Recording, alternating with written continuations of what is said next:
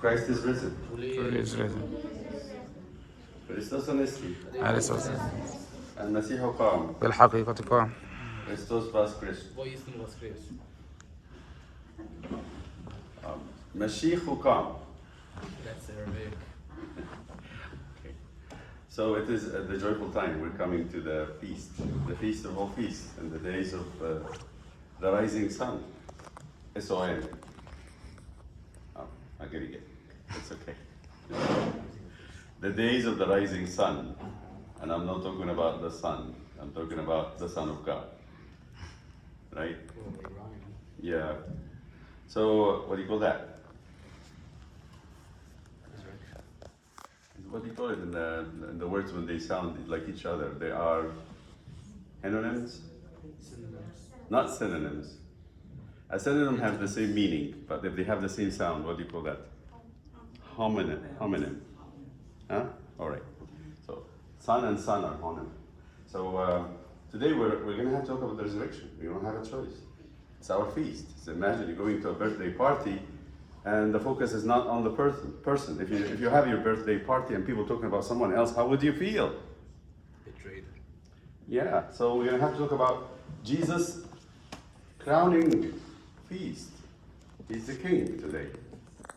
Not the king of Israel, not the king of the world, but he's the king of heaven and earth. He's the king of everything. So today we have to talk about the resurrection, and I'm excited to share this with you. There is some really nice story in the resurrection that we need to say and we need to learn. I want to know actually what happened that day. I'm going to try to solve with you some riddles.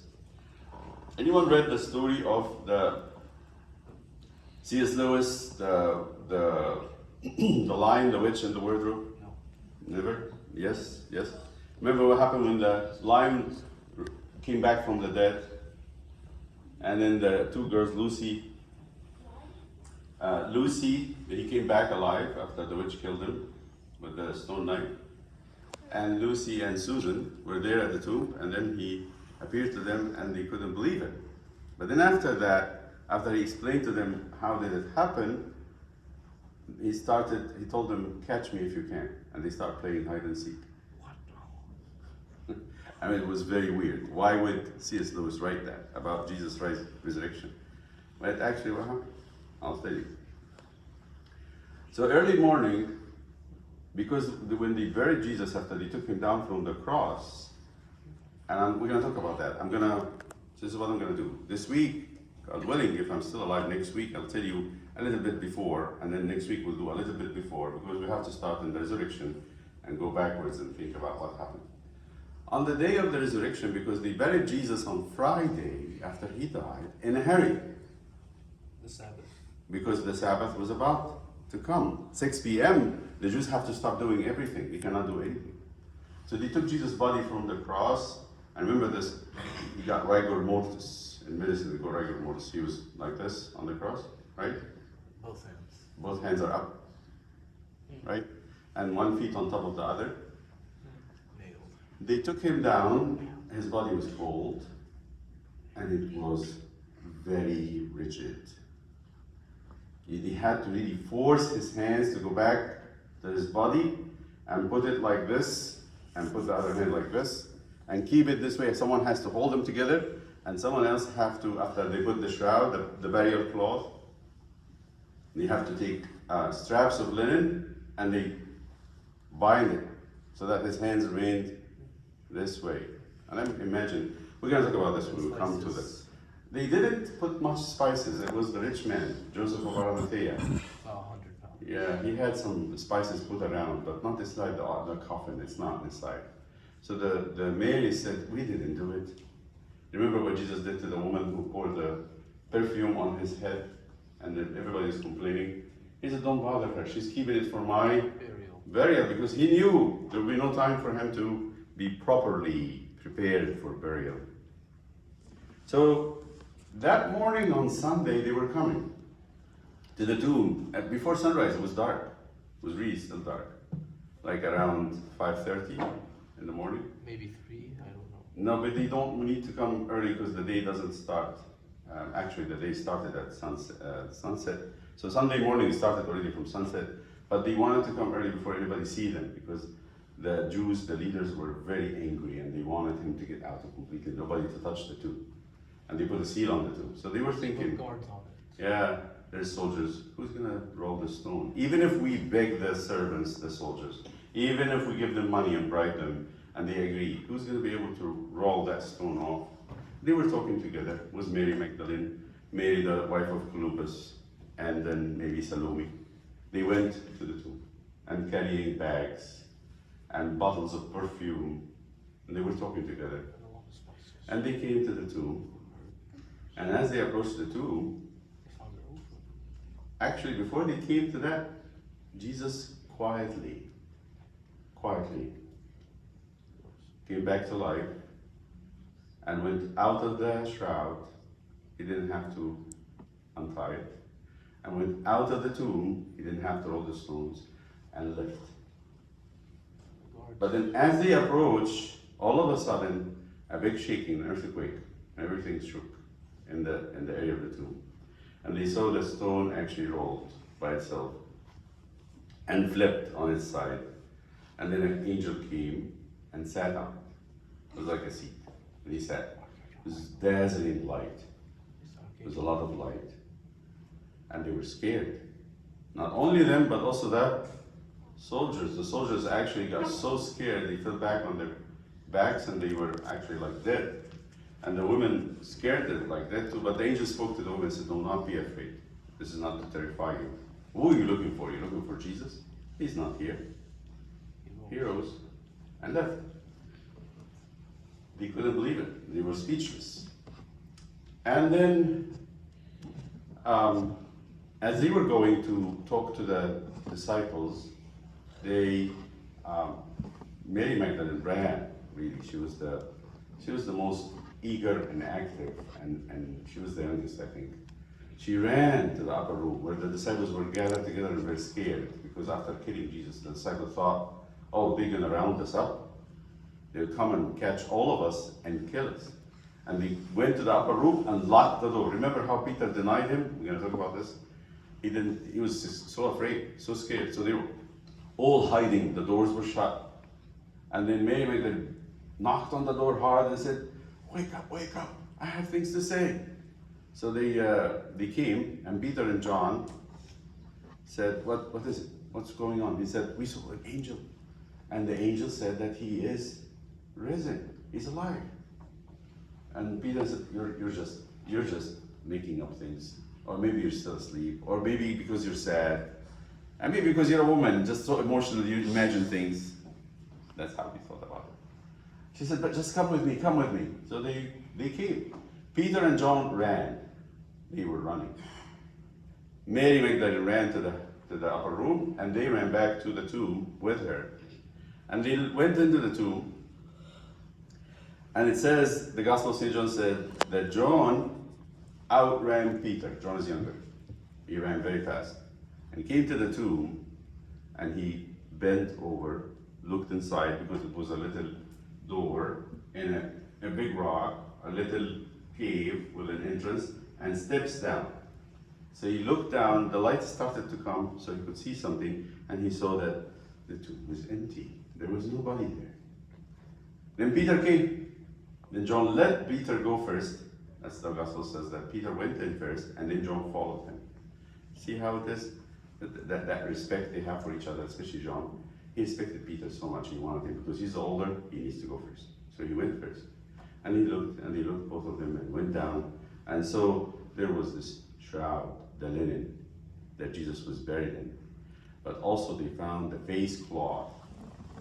I'll talk about the shroud and the face cloth maybe 2 weeks from today. That's the program, so you're gonna hear about it. So they went, and St. John said, "I believed," because apparently the face cloth was not just thrown like that. It was folded together. Like somebody has taken good care in making up his bed after he got up, right? That's why we say. That's why we say Jesus rose as someone who slept. Slept, right. That's what the Psalms say. David said it as a prophecy. The Lord arose like someone who's getting up from sleep, as someone who's been drunk. You know how they get up and they just like, oh, what is it? What happened? Where am I? I think that's what Jesus felt as a human, as he rising up from the dead. Okay, now let me think. What happened? Oh, I've been crucified. He looks at his hands and he sees all the things. Anyway, so they left very, very astonished, surprised, shocked. But Mary Magdalene was not okay. No, she was not okay. It's not done. She's not done yet. She started to cry and weep. Where is he? Where is he? And that's why C.S. Lewis is putting two girls in the two. He's not putting men. He was not putting Peter and Edmund, right? He puts Susan and Lucy, because really what persisted is the women first came, and then Mary Magdalene stayed there until, and I'm sure there were the other women too who came after her, and they were around. And then all of a sudden she sees two angels. She sees now two angels, one sitting at the place where the head of Jesus was, and the other at the feet where Jesus was, but Jesus was not there. And they looked at her as she was going and looking very carefully. What could happen? Where is he? What did really happen? Is it magic? So the angel said to her, what do you want? Whom do you seek? She said, they took my Lord. That's how she's thinking. I don't know where they put him. Maybe his enemies came and wanted to take his body so that there's nothing left of him for us to comfort us. She thought he was the gardener. Not yet. So the angel said, who do you want? He said, why are you weeping? She said, they took my Lord and I don't know where they put him. They stopped. They looked, and apparently they looked beyond her. They were looking at someone or something behind her. And then she saw that in their faces. There's something changed in their way of looking. They're no more looking at her. And then she turns and she saw the Lord standing. Apparently he was different. There was something different about him. And he said, woman, why are you weeping? Who do you want? She said, sir, they have taken my Lord, and I don't know where they had laid him. If you had taken him yourself, she thought he was the keeper of the garden. If you have taken him, tell me where you put him. I will go and take him. And then he saw the tears and the sobbing, and she was, blubbering.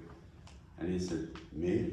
And then the way he said it, it's very familiar. She knew how Jesus mentioned her name. It was very familiar. She knew it. And all of a sudden she wakes up and says, Rabboni, my teacher. My teacher. She called him back by the name he had, or the title he had with him. Then she ran to hold him, to give him a very big hug. I wouldn't deny her. I wouldn't blame her, after what she went through. And Jesus said, hold on. And you can see it in some of the icons. He's doing this, hold on.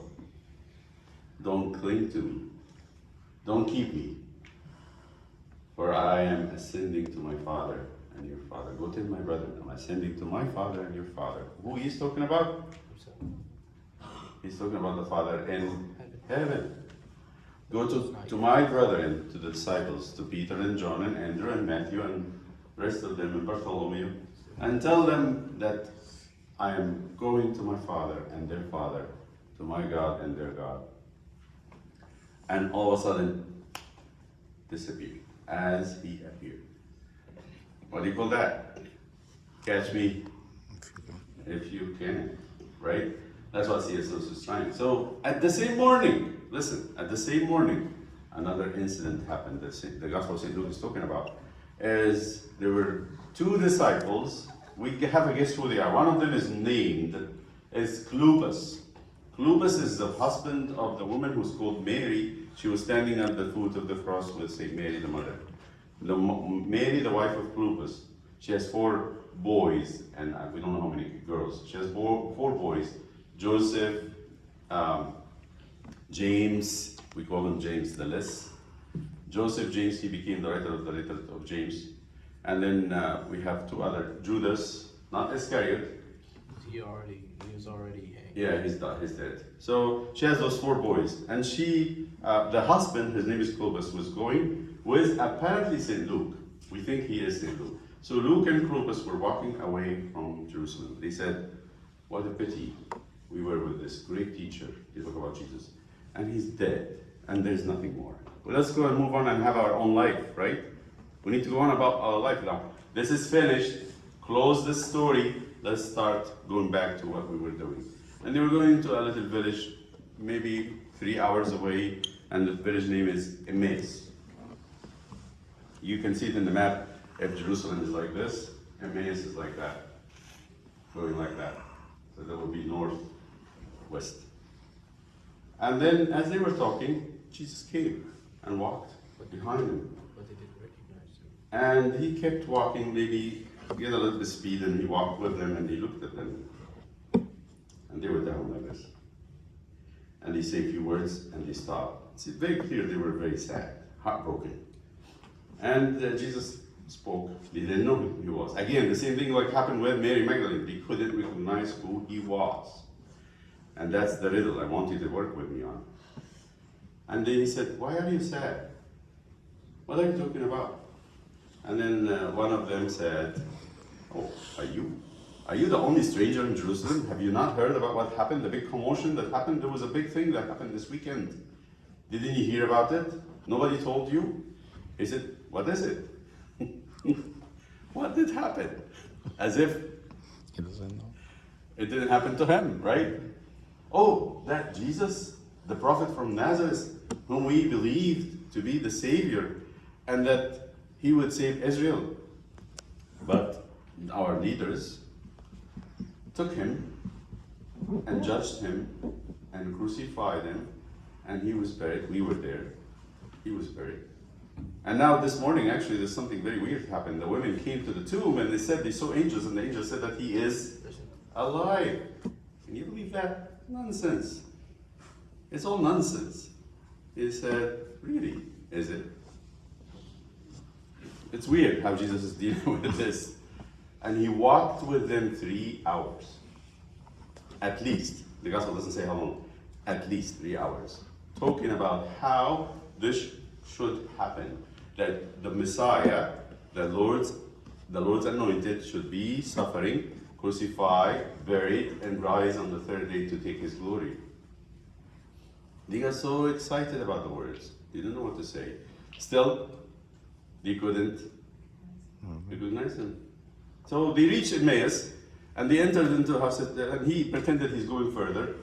The Lord is very patient. He's a really good teacher. He's the best teacher. Then he pretended that he's going to get by. See you. He said, no. They liked him. They loved him. They were attached. There's something about him that made them very attached. So they said, "Come with us. Let's eat." So they were out of courtesy in the Jewish and in the Christian tradition. If you have a guest, you tell them to say the grace. You tell the guest, out of courtesy, say the prayer before the meal. So they said, "Oh, here is the food." They give him the food, put it in his hand, and said, "Say the prayer." And he took the bread and lifted up his head.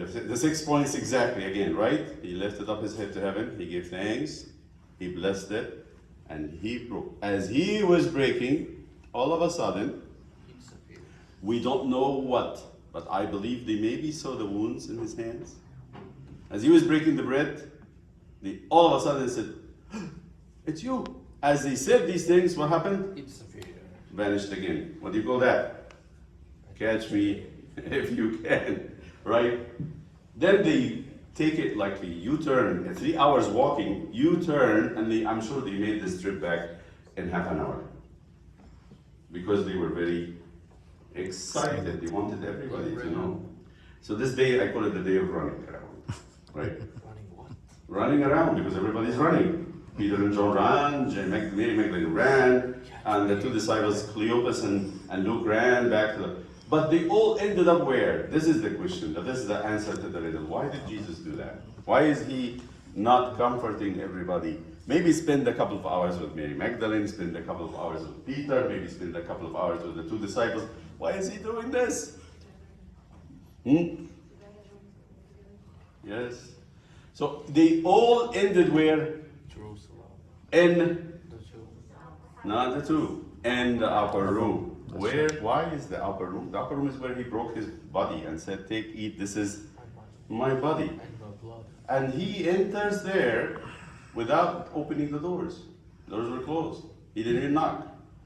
As the two disciples were telling everybody, you wouldn't believe what happened today. We were walking out and going to Emmaus, and then he appeared and we saw him. And we couldn't tell who he was until he sat at the table and broke the bread. We realized who he is. And the second we realized who he is and we started shouting from joy, he disappeared. And we're coming here to tell you about it. I said, yeah. Peter saw him today, this morning. And Mary Magdalene too. All right. And then every time anybody wants to keep him, what happens? He disappears. So what is the point? As they were talking, all of a sudden, out of thin air, poof, Christ appears in the middle. And the first thing he does, he says, Peace be to you. peace be to you. In chapter 20 of St. John, this statement, this greeting, repeated 3 times. He said it twice in the first night. On the second Sunday of Sunday of Thomas, he said it again. How do you say that in Greek? Because the gospel is written in Greek. How do you say peace be to you in Greek? Anyone? You all know it. Yes. Don't tell me you don't know it. That's very sad. You all know it, what it means in Greek. No, the one before it. E rini pasi. Do you hear that?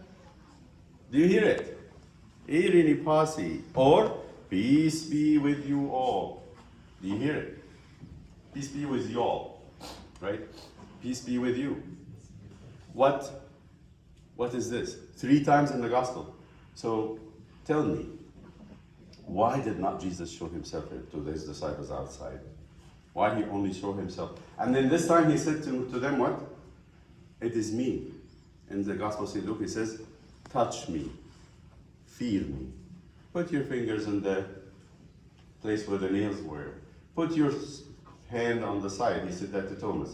Outside he said to St. Mary Magdalene, don't come here. Stay away. Inside the upper room, what did he say? Come, handle me. I'm yours. Why is that? So between this and between being very mysterious outside the upper room, what is Jesus trying to do? What's he starting? Is it all about the game? I don't believe so. No, he's establishing the Church. He's starting the church. He's starting the church. He said, you had me before and in the earthly life when I was here with you and we were going places. From now on, you're gonna handle me. You're gonna see me coming out of nowhere in your midst on Sundays. That's why next week when we read the Gospel of Thomas, I said, Thomas was not there with the disciples. What happened to Thomas when he was not with the disciples? He started to doubt. He doubted because he was not in the church. And then for him to see Jesus, listen, I always say this. Maybe Thomas went to Harris Theater to buy some stuff when maybe he went fishing. Maybe he went to visit some relatives. Maybe. He had to wait until Sunday for him to see the Lord. He had to wait. What is this? What is the statement? What is the rule that Jesus is saying? You want to have me, you're gonna all have to be together in the church, and even with the doors closed, I'm gonna appear in your midst, and you will see me and touch me. Guess what? Every time we do a liturgy, we handle the body of Jesus. In the old times, used to have it in hand, and people were very saying, "This is too much for us to deal with in the hand." I'm scared, so that they told the priest to put it in their mouth. So we handle Jesus' body, real body, in the church on Sunday with the doors closed. You don't have to bring Jesus through a door. You don't have to bring him through an opening in the ceiling like with a paralytic man. He comes up here. But this is interesting and amazing. We'll talk about this when we come to the shroud, that Jesus comes through the walls. But at the same time, if he comes through the walls, everybody thinks he is a ghost. How can a human being with flesh and bone go through the walls? I mean, they also called, the disciples also called Jesus a ghost when he was Yes. walking on the water. Right? So they had, and then, can you touch a ghost? And there's no way you can touch a ghost. You put your hand through the ghost, what happens? It goes through. So they thought he was a ghost, but then they said, I'm not a ghost, touch me. And they start touching him. He has real flesh, real bones, no blood though. Real muscles. Alright, so this is what is happening. In St. John's Gospel it says Jesus is establishing the church. He's starting what the church is. And he wants us to know that anytime we come together and we break the body of Christ, we're actually experiencing him in the church physically. So that's the day of the resurrection. Next week, we might be talking about the shroud or talk about the cross. We will see what would, the Spirit says. Glory be to the Father, to the Son, to the Holy Spirit, and God.